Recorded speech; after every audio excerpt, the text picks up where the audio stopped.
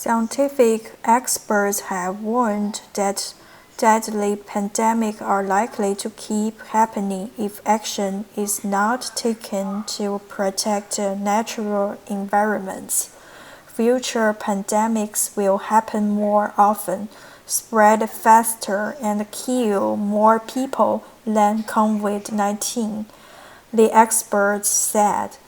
Such events are also expected to cause lasting harm to the world economy.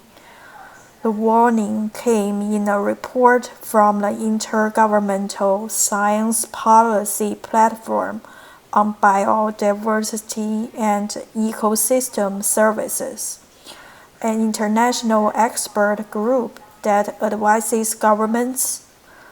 The group has more than 130 member states. The experts called for major efforts aimed at preventing pandemics rather than trying to contain them after they happen. The report urges major worldwide efforts to stop habitat destruction that can lead viruses to jump from wild animals to humans. The Centers for Disease Control and Prevention has estimated that 3 out of every 4 new or emerging infectious diseases in people come from animals. Scientists have said COVID-19 probably started in bats and began spreading among humans.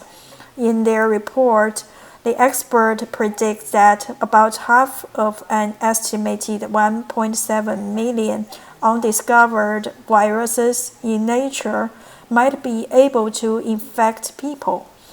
Activities such as poaching or clearing forests to grow soy or palm oil can bring humans and disease closer together. Deforestation, agriculture expansion, urbanization, and other land use changes are responsible for about 1/3 of all new diseases that have emerged since 1960, the report says. The $100 billion global wildlife trade is also responsible for the spread of new and existing diseases. The experts predict that about $15 billion a year in pandemic prevention spending could save the world about $1 trillion a year on average in economic damage. They said that as of July, the economic cost from COVID-19 was at least $8 trillion and rising. Peter Daszak was the report's lead writer. He is president of Equal Health Alliance, an international health, environment, and development organization. He said in a statement that even though the experts call for urgent action, this is not a doom and gloom report saying the world's going to end and it's too late. Instead, Daszak said it should be seen as an optimistic call for action.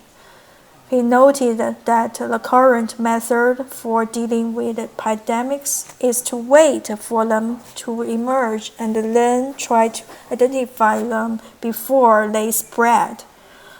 COVID-19 has demonstrated the problems with that plan.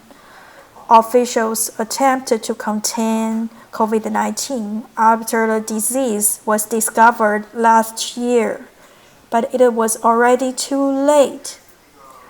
And here we are waiting for a vaccine and drugs to work, Daszak said. It's not a good strategy. We need to do more. I'm Brian Lin.